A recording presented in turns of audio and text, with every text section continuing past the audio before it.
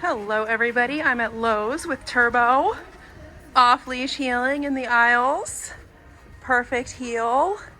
We're starting in the quieter aisles, but we are going to end up at the main entrance with him doing a downstay with all the people coming and going. But look how amazing he's doing, a brand new environment. I mean, just the relevance to me is amazing, and all the attention on me and prioritizing the heel command over his own desires. If I stop, he stops. Good boy. Oh, I love how he puts himself into a sit. We're gonna do a stay. Very hard for him. Good. Down. Oh, good boy. So the down stay is so practical because of how portable it is. Unlike the place command, which is on a defined boundary and meant for longer periods of time, the down stay, as you can see, can be used anywhere, meaning grooming, waiting room, car, vet office waiting room. Let's say you want to take him to a dog-friendly store like Lowe's and go shopping.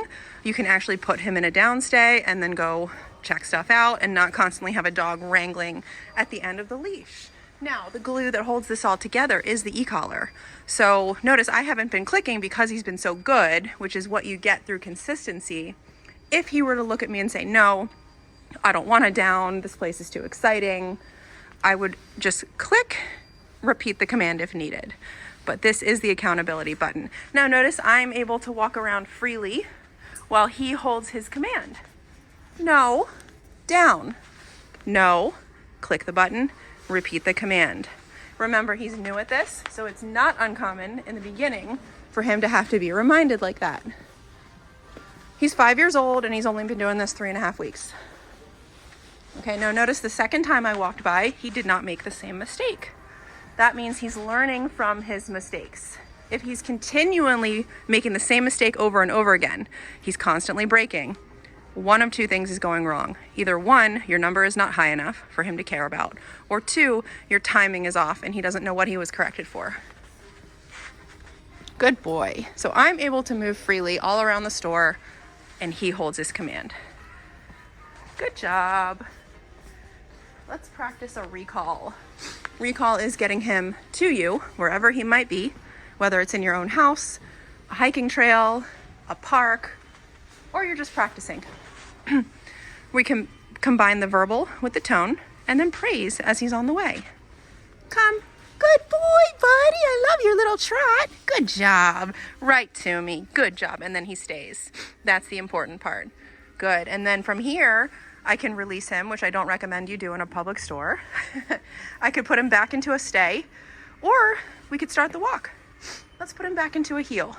I'm going to say heel, tap the tone a couple times, and start walking. Heel, tap the tone a couple times, and he locks right in.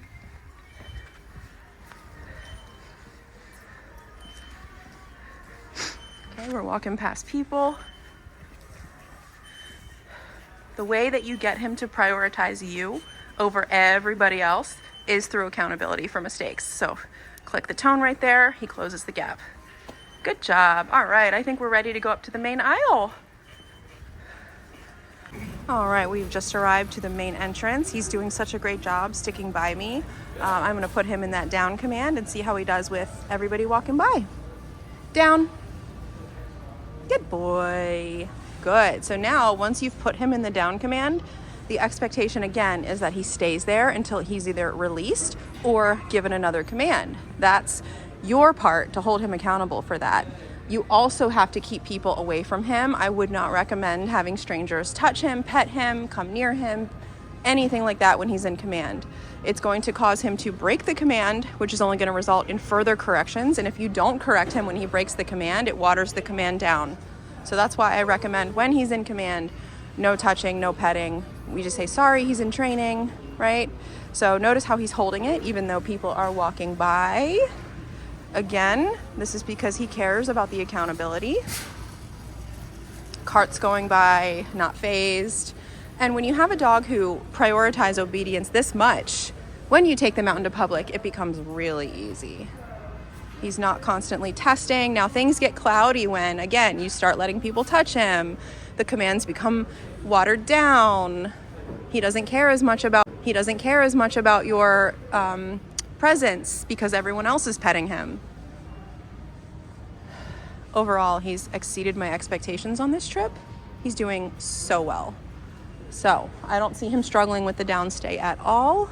What we're gonna do now is walk down the main aisle past a bunch of people and head back to the car. Now, one other thing I didn't talk about in this video is that we enforced a downstay the entire car ride here. So he's not allowed to bounce around the car, jump around, scratch at the windows. It's really strict. And that, I find, helps once you get to your destination. The mindset that he's in is passive. Nothing here is for him unless offered to him. So he just watches and observes. Good boy. All right, buddy, let's go. All right, I've got my leash all looped up, 2 loose loops in my left hand. You obviously won't be recording, so you'll have the leash in your left hand, the remote in your right. To get him into the heel, you're gonna say heel, tap the tone a couple times and start walking. Heel, tap the tone, start walking, and then immediately look down. Either he's in heel or he's not. If he's not, you'll click the e-collar. Love it. Doing so well. We're walking right down the main aisle.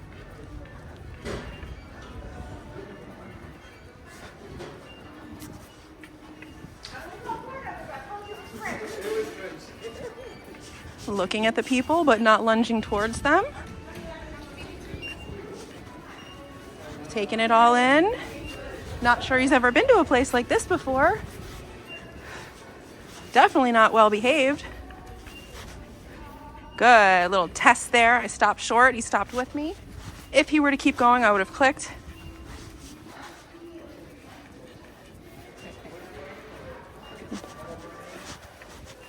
We got a lot of people coming up here. I love how he's prioritizing me. Again, this is something that is created and maintained. We maintain this by correcting him when he does not. Good.